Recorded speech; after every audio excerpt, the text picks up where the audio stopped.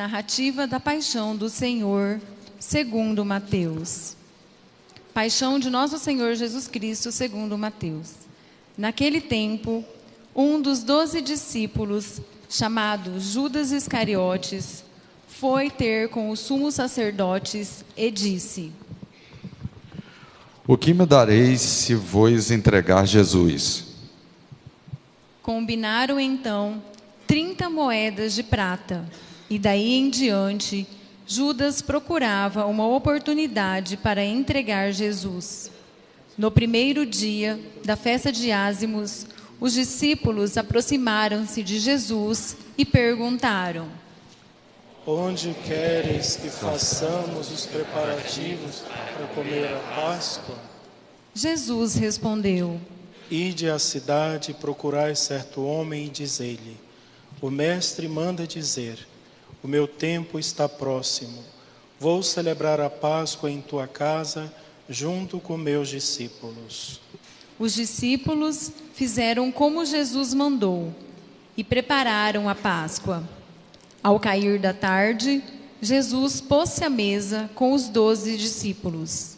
Enquanto comiam, Jesus disse: Em verdade eu vos digo, um de vós vai me trair. Eles ficaram muito tristes e, um por um, começaram a lhe perguntar: Senhor, será que sou eu? Jesus respondeu: Quem vai me trair é aquele que comigo põe a mão no prato. O Filho do Homem vai morrer, conforme diz a Escritura a respeito dele.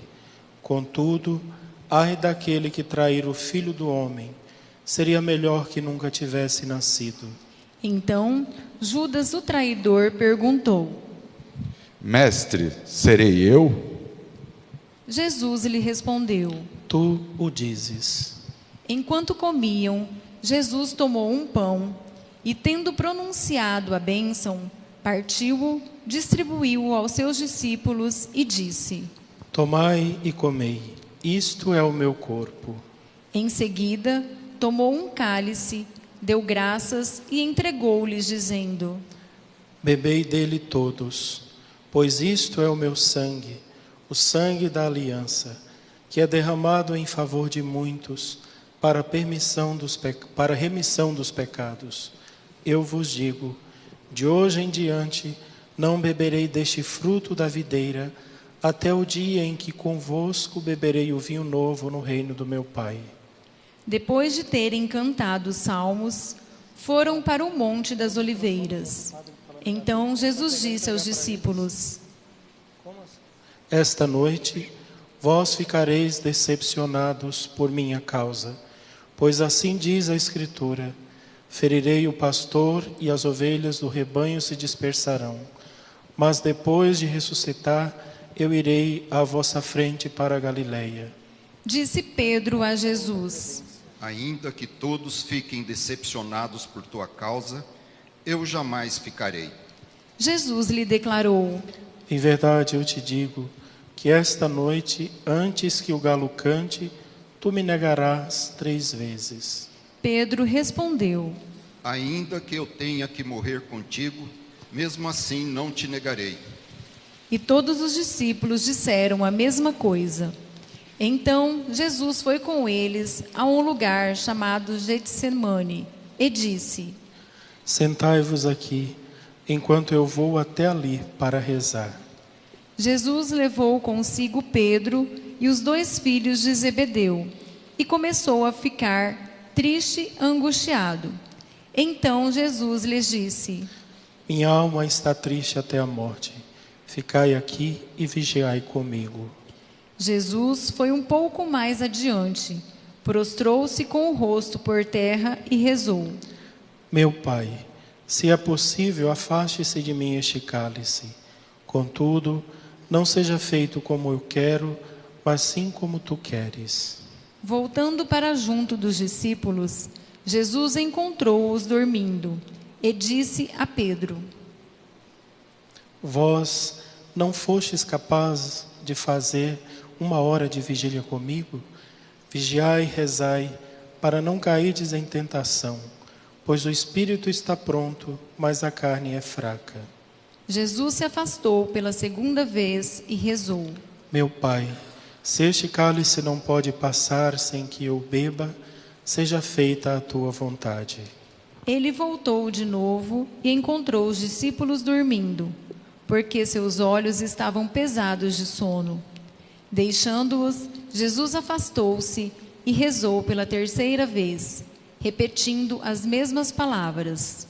Então voltou para junto dos discípulos e disse: Agora podeis dormir e descansar. Eis que chegou a hora e o Filho do Homem é entregue nas mãos dos pecadores. Levantai-vos, vamos, aquele que me vai trair já está chegando. Jesus ainda falava quando veio Judas, um dos 12, com uma grande multidão armada de espadas e paus. Vinham a mandado dos sumos sacerdotes e dos anciãos do povo. O traidor tinha combinado com eles um sinal, dizendo: Jesus é aquele que eu beijar. Prendei-o. Judas logo se aproximou de Jesus, dizendo: Salve, mestre. E beijou-o. Jesus lhe disse: Amigo, a que viestes? Então os outros avançaram, lançaram as mãos sobre Jesus e o prenderam. Nesse momento, um dos que estavam com Jesus estendeu a mão, puxou a espada e feriu o servo do sumo sacerdote, cortando-lhe a orelha. Jesus, porém, lhe disse: Guarda a espada na bainha, pois todos os que usam a espada, pela espada morrerão. Ou pensas que eu não poderia recorrer ao meu Pai e ele me mandaria logo mais de 12 legiões de anjos? Então, como se cumpririam as Escrituras que dizem que isso deve acontecer? E naquela hora, Jesus disse à multidão: Vós viestes com espadas e paus para me prender, como se eu fosse um assaltante. Todos os dias no templo eu me sentava para ensinar a vós, e vós não me prendestes. Porém, tudo isso aconteceu para se cumprir o que os profetas escreveram. Então, todos os discípulos, abandonando Jesus, fugiram. Aqueles que prenderam Jesus levaram-no à casa do sumo sacerdote Caifás, onde estavam reunidos os mestres da lei e os anciãos. Pedro seguiu Jesus de longe até o pátio interno da casa do sumo sacerdote. Entrou e sentou-se com os guardas para ver como terminaria tudo aquilo. Ora, os sumos sacerdotes e todo o sinédrio procuravam um falso testemunho contra Jesus, a fim de condená-lo à morte. E nada encontraram, embora se apresentassem muitas falsas testemunhas. Por fim, vieram 2 testemunhas que afirmaram: Este homem declarou: posso destruir o templo de Deus e construí-lo de novo em 3 dias. Então, o sumo sacerdote levantou-se e perguntou a Jesus: Nada tens a responder aos que estes testemunham contra ti? Jesus, porém, continuava calado. E o sumo sacerdote lhe disse: Eu te conjuro pelo Deus vivo que nos digas se tu és o Messias, o Filho de Deus. Jesus respondeu: Tu dizes. Além disso, eu vos digo que de agora em diante vereis o Filho do Homem sentado à direita do Todo-Poderoso, vindo sobre as nuvens do céu. Então o sumo sacerdote rasgou suas vestes e disse: Blasfemou. Que necessidade temos ainda de testemunhas? Pois agora mesmo vós ouvistes a blasfêmia. Que vos parece? Responderam: É réu de morte. Então cuspiram no rosto de Jesus e o esbofetearam. Outro lhes deram bordoadas, dizendo: Fazei de vós uma profecia. Cristo, quem foi que te bateu? Pedro estava sentado fora, no pátio. Uma criada chegou perto dele e disse: Tu também Não estavas com Jesus, o Galileu? Mas ele negou diante de todos. Não sei o que tu estás dizendo. E saiu para a entrada do pátio. Então, uma outra criada viu Pedro e disse aos que estavam ali: Este também estava com Jesus, o Nazareno. Pedro negou outra vez, jurando. Nem conheço esse homem. Pouco depois, os que estavam ali aproximaram-se de Pedro e disseram: É claro que tu também és deles, pois o teu modo de falar te denuncia. Pedro começou a maldizer e a jurar, dizendo que não conhecia esse homem. E nesse instante o galo cantou. Pedro se lembrou do que Jesus tinha dito: Antes que o galo cante, tu me negarás 3 vezes. E saindo dali, chorou amargamente. De manhã cedo, todos os sumos sacerdotes e anciãos do povo convocaram um conselho contra Jesus, para condená-lo à morte. Eles o amarraram, levaram-no e entregaram a Pilatos, o governador. Então Judas, o traidor, ao ver que Jesus fora condenado, ficou arrependido e foi devolver as 30 moedas de prata aos sumos sacerdotes e aos anciãos, dizendo: Pequei, entregando à morte um homem inocente.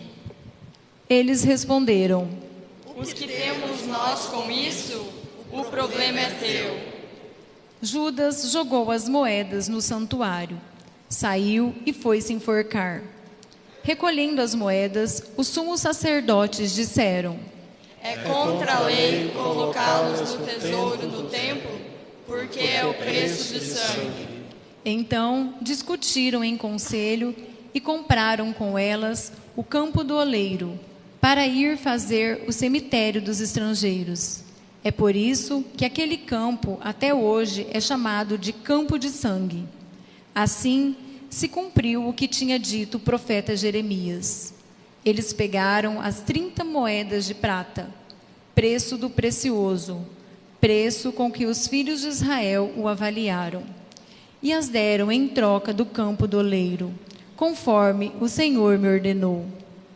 Jesus foi posto diante do governador e este o interrogou: Tu és o rei dos judeus? Jesus declarou: É como dizes. E nada respondeu, quando foi acusado pelos sumos sacerdotes e anciãos. Então Pilatos perguntou: Não estás ouvindo de quanta coisa eles te acusam? Mas Jesus não respondeu uma só palavra, e o governador ficou muito impressionado. Na festa da Páscoa, o governador costumava soltar o prisioneiro que a multidão quisesse. Naquela ocasião, tinha um prisioneiro famoso, chamado Barrabás. Então Pilatos perguntou à multidão reunida: Quem vós quereis que eu solte? Barrabás ou Jesus, a quem chamam de Cristo? Pilatos bem sabia que eles haviam entregado Jesus por inveja. Enquanto Pilatos estava sentado no tribunal, sua mulher mandou dizer a ele: Não te envolvas com este justo, porque essa noite em sonho sofri muito por causa dele. Porém, os sumos sacerdotes e os anciãos convenceram as multidões para que pedissem Barrabás e que fizessem Jesus morrer. O governador tornou a perguntar: Qual dos dois quereis que eu solte? Eles gritaram: Barrabás! Pilatos perguntou: Que farei com Jesus, que chamam de Cristo? Todos gritaram: Seja crucificado! Pilatos falou: Mas que mal ele fez? Eles, porém, gritaram com mais força: Seja crucificado! Pilatos viu que nada conseguia e que poderia haver uma revolta. Então mandou trazer água, lavou as mãos diante da multidão e disse: Eu não sou responsável pelo sangue deste homem. Este é um problema vosso. O povo todo respondeu: Que o sangue dele caia sobre nós e sobre nossos filhos.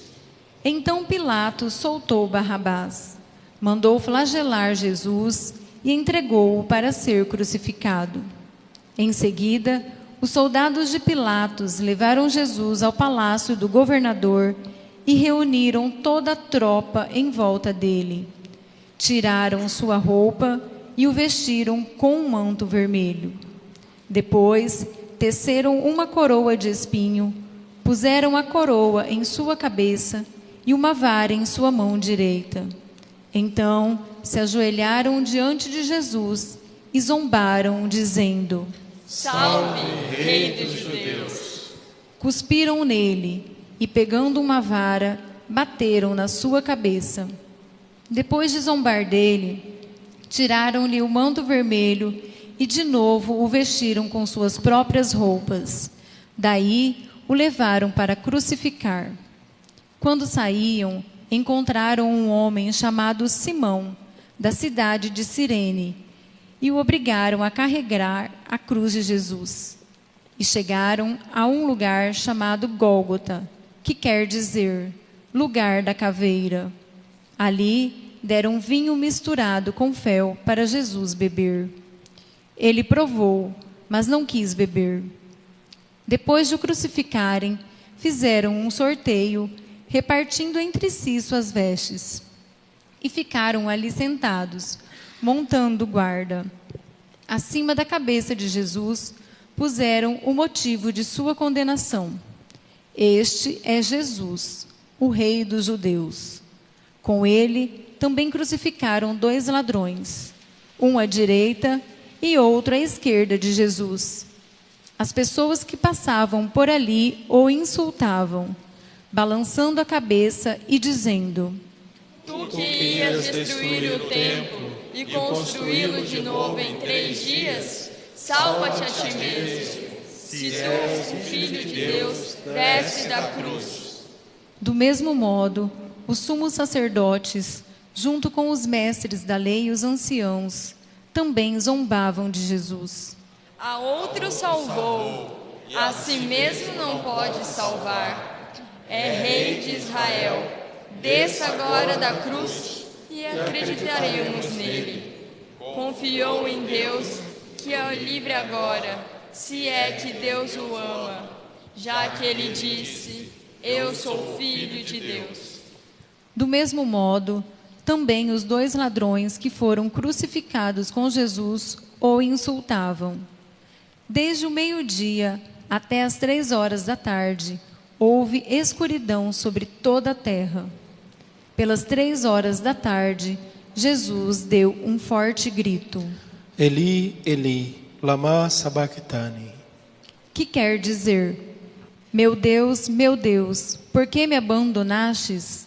Alguns que ali estavam, ouvindo-o, disseram: Ele está chamando Elias. E logo um deles, correndo, pegou uma esponja, ensopou-a em vinagre, colocou na ponta de uma vara e lhe deu para beber. Outros, porém, disseram: Deixa, vamos ver se Elias vem salvá-lo. Então, Jesus deu outra vez um forte grito e entregou o Espírito. Todos de joelhos por um instante em silêncio.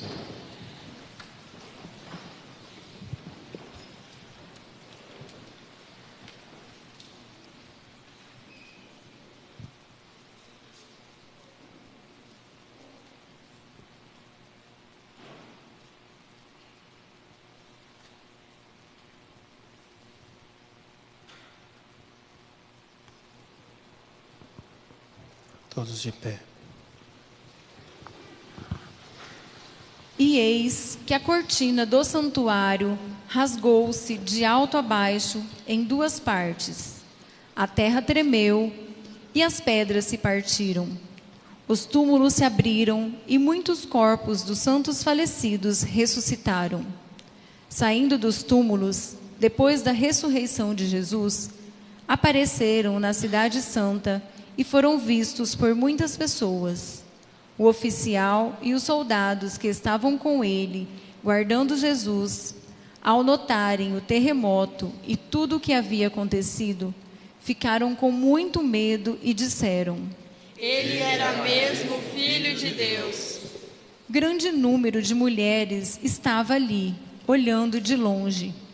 Elas haviam acompanhado Jesus desde a Galileia, prestando-lhe serviços. Entre elas estavam Maria Madalena, Maria, mãe de Tiago e de José, e mãe dos filhos de Zebedeu. Ao entardecer, veio um homem rico de Arimateia, chamado José, que também se tornara discípulo de Jesus. Ele foi procurar Pilatos e pediu o corpo de Jesus. Então, Pilatos mandou que lhe entregassem o corpo. José, tomando o corpo, envolveu-o num lençol limpo e o colocou em um túmulo novo, que havia mandado escavar na rocha. Em seguida, rolou uma grande pedra para fechar a entrada do túmulo e retirou-se.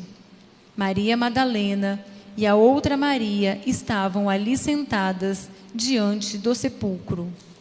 No dia seguinte, como era o dia depois da preparação para o sábado, os sumos sacerdotes e os fariseus foram ter com Pilatos e disseram: Senhor, nós lembramos de que quando este impostor ainda estava vivo, disse: Depois de 3 dias eu ressuscitarei.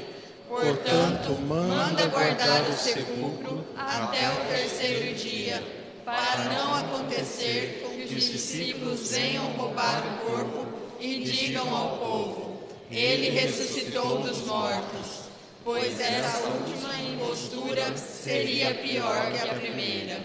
Pilatos respondeu: Tendes uma guarda, ide e guardai o sepulcro como melhor vos parecer. Então, eles foram reforçar a segurança do sepulcro, lacraram a pedra e montaram guarda. Palavra da salvação. Glória a vós, Senhor. Podemos sentar um instante.